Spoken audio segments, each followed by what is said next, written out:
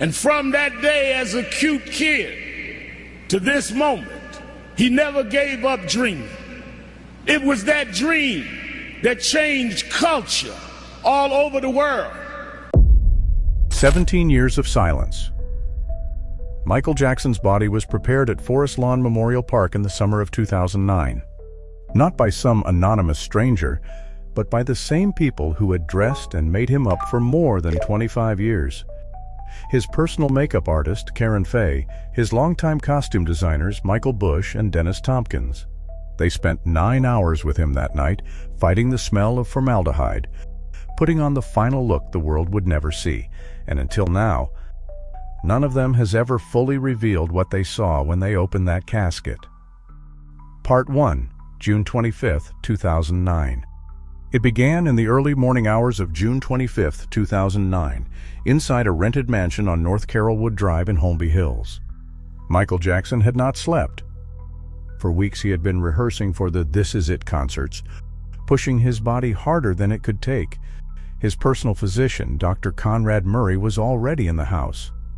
Throughout the night and into the morning, Murray administered a series of sedatives, Valium, lorazepam, midazolam, trying to quiet the singer's restless mind. Nothing worked. Around 10:40 a.m., according to Murray's own later testimony, Jackson was still wide awake. Desperate, the singer begged for the one drug that always put him under: propofol, the milky white anesthetic normally reserved for hospital operating rooms. Murray diluted 25 milligrams with lidocaine and injected it into the IV line. Jackson finally closed his eyes. 2 minutes later, Murray claimed, he stepped into the bathroom. When he returned, the king of pop was no longer breathing. His pulse was weak, almost gone. Murray began CPR on the bed. Security was called. At 12:21 p.m., the first 911 call went out. Thank you, sir.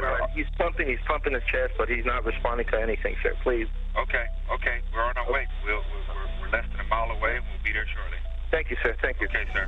Call us back if you need any help. Thank you. Paramedics arrived, continued resuscitation in the ambulance, and raced toward UCLA Medical Center. At 2:26 p.m., Michael Jackson was pronounced dead. The body was transferred that same day to the Los Angeles County Coroner's Office for autopsy, then released to Forest Lawn. That is when the real work began, the quiet, clinical work the public never saw. An anonymous member of the preparation team later described the moment the body arrived. When they wheeled him in, I expected to see a 50-year-old man who had been sick for years, thin, exhausted, marked by time, but the first sensation that hit me was how light he felt, almost weightless. The face, it didn't fully match the photographs I had studied only days earlier. The structure was there, the famous bone lines, the scars around the nose, but something in the proportions felt slightly off, as if the skin had been stretched or the features subtly rearranged. I told myself it was the effects of the drugs, the lack of circulation, the beginning of rigor.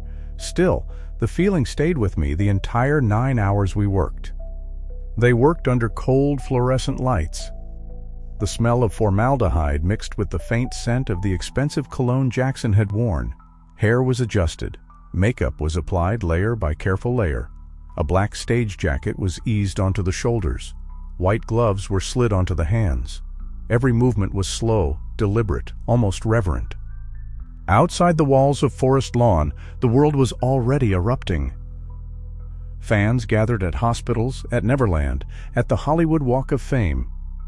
Inside, the team continued in silence, preparing a body that would soon lie inside a 14-karat gold-plated bronze casket, while millions watched a public memorial at Staples Center. But the man who had just described that first strange impression never spoke publicly again.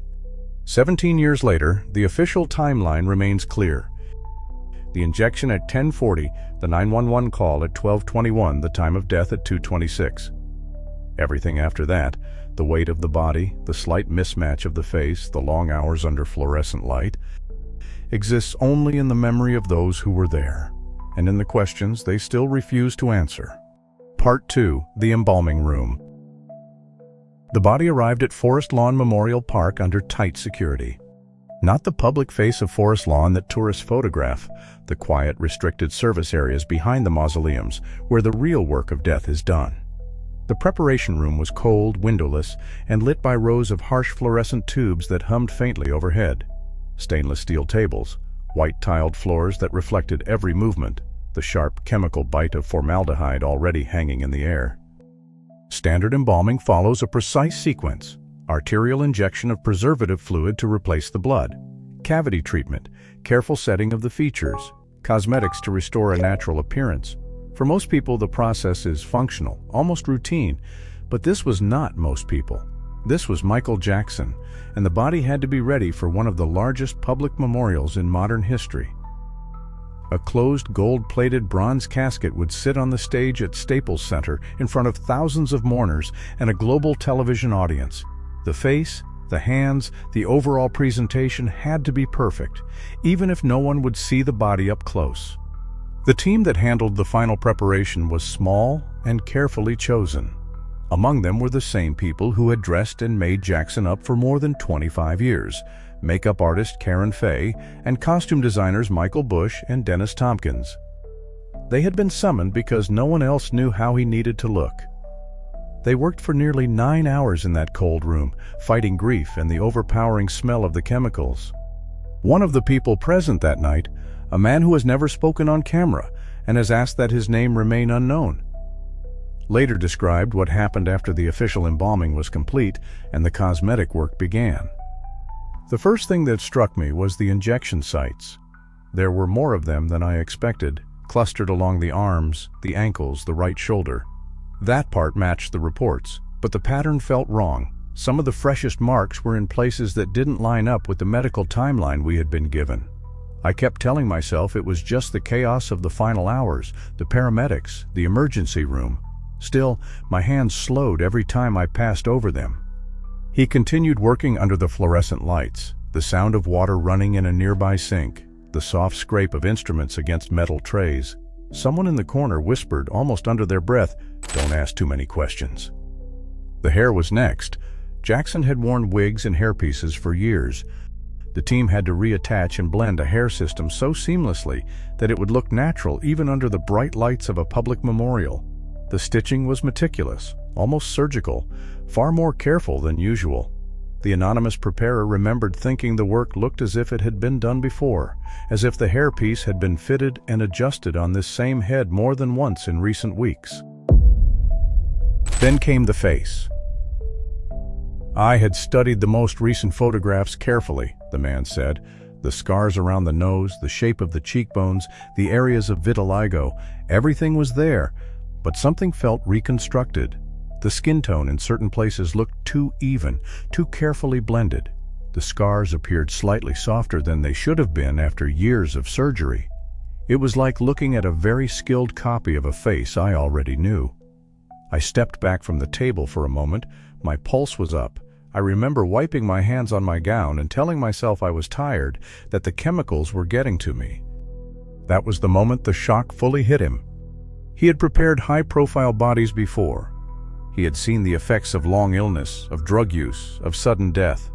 None of it prepared him for the quiet wrongness of this one.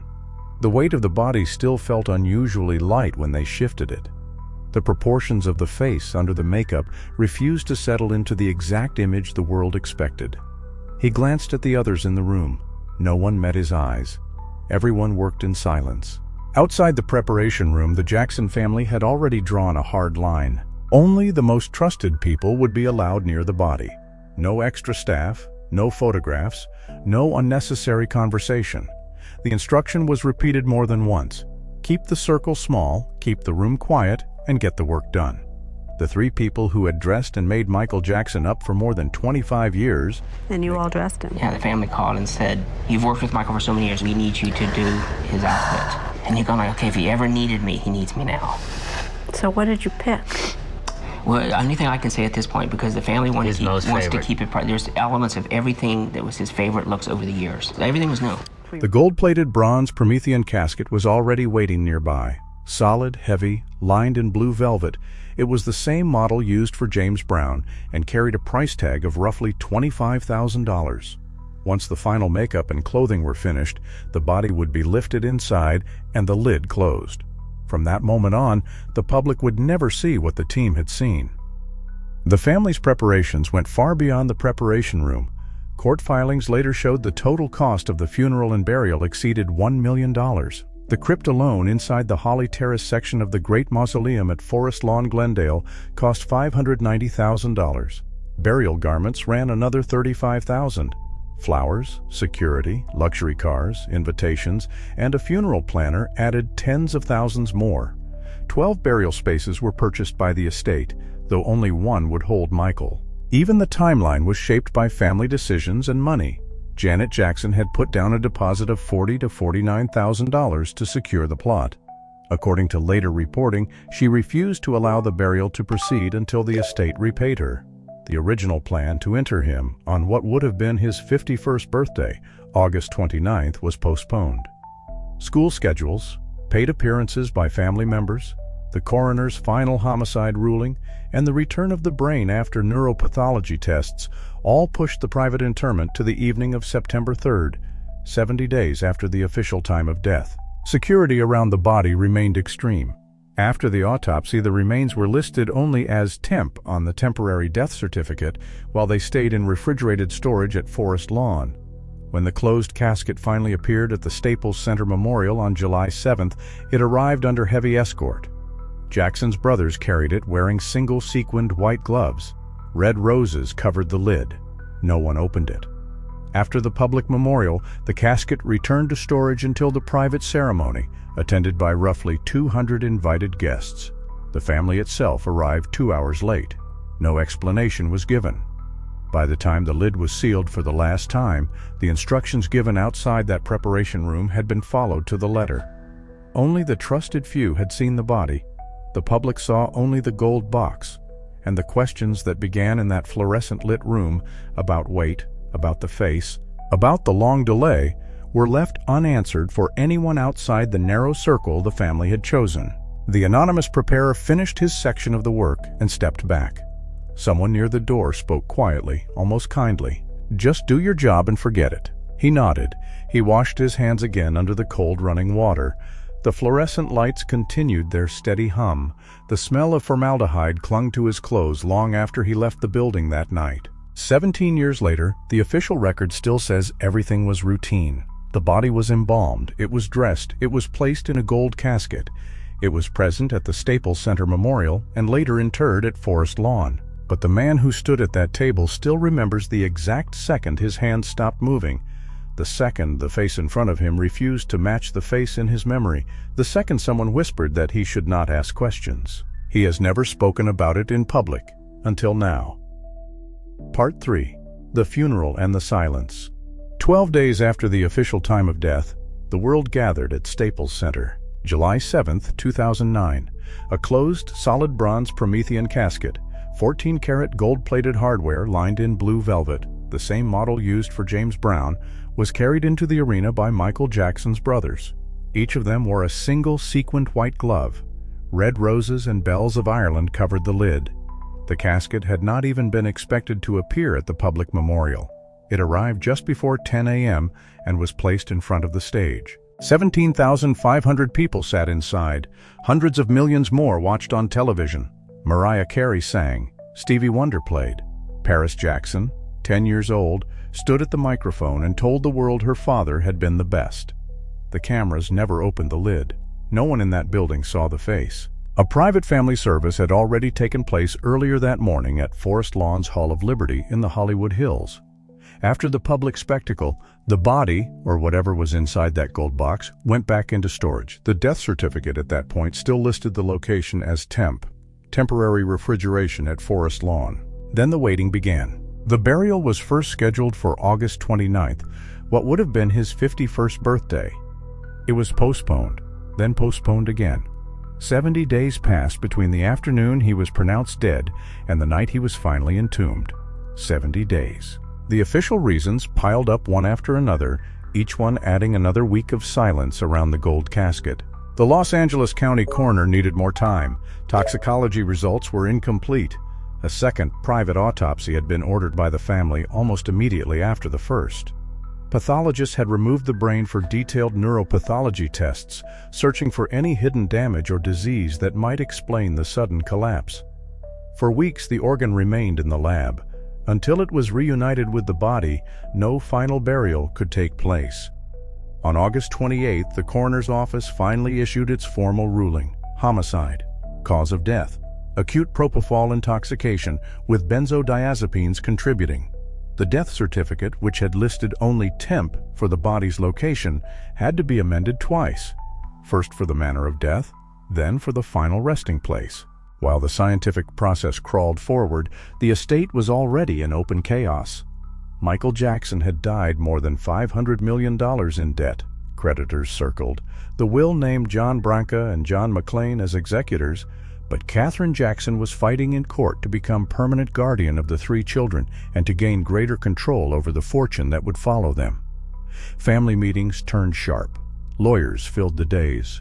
Money fights reached even the burial plot itself. Janet Jackson had personally put down a deposit of $40,000 to $49,000 to lock in the crypt inside the Holly Terrace section of the Great Mausoleum. According to later reporting in Randall Sullivan's book and subsequent news coverage, she refused to allow the interment to proceed until the estate repaid her every dollar. The original plan, to lay him to rest on August 29th, what would have been his 51st birthday, collapsed. Joe Jackson told reporters only that the family had things we need to take care of first. Those things, according to people close to the arrangements, included paid television appearances and public events that several relatives had already booked. School was starting in the local district. The calendar kept shifting. By late August, the body had been in refrigerated storage at Forest Lawn for more than 2 months. The gold-plated Promethean casket waited in a quiet, climate-controlled room. Outside, fans still left flowers at the cemetery gates. Inside, the air remained cold and still. No public statement explained the full length of the delay. Only fragments leaked out. The brain tests, the amended certificate, the deposit dispute, the estate war. Finally, the date settled on the evening of September 3rd, a Thursday with no special meaning except that no one in the family had a paid gig that night. 70 days after the afternoon he was pronounced dead, roughly 200 invited guests would gather under the fading California light outside the Great Mausoleum. The family itself would arrive 2 hours late. No explanation would be offered. The long, quiet wait would finally end. About 200 people were invited to the private interment at the Great Mausoleum, Holly Terrace, Forest Lawn, Glendale. Elizabeth Taylor waited in 90-degree heat. Brooke Shields waited. The Jackson family arrived 2 hours late. No explanation was given. A jeweled crown the children had placed on the casket went into the crypt with him. The estate later disclosed the funeral and burial cost more than $1 million. The crypt alone was $590,000.